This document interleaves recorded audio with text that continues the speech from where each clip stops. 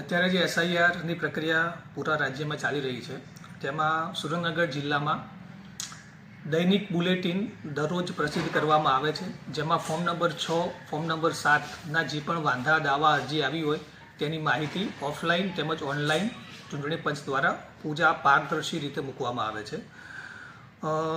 ગઈકાલ સાંજ સુધીના રિપોર્ટ મુજબ ઓવરઓલ 5 વિધાનસભા થઈને ટોટલ 24,258 ફોર્મ 7 રિસીવ થયા છે, જે નામ કમી માટે હોય છે, અને ફોર્મ 6 અને 6 એ નામ એડ કરવા 14,362 થયા છે.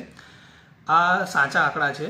કદાચ ખોટી અફવાઓ એવી ફેલાવવામાં આવી રહી છે કે એક વિધાનસભાના 20,000થી વધુ ફોર્મ મળેલા છે, પણ એ હકીકત નથી.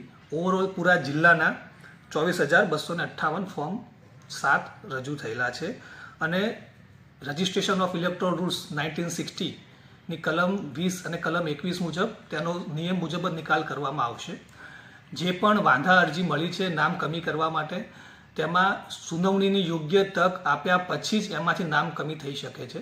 માત્ર કોઈના ફોર્મ રજૂ કરવાથી ક્યારે પણ કોઈ પણ મતદારનું નામ કમી થતું નથી. એ બાબતે ચૂંટણી પંચની બહુ સ્પષ્ટ અને પારદર્શી ગાઈડલાઈન છે, અને તે મુજબ જ આપણા જિલ્લામાં કાર્યવાહી થશે.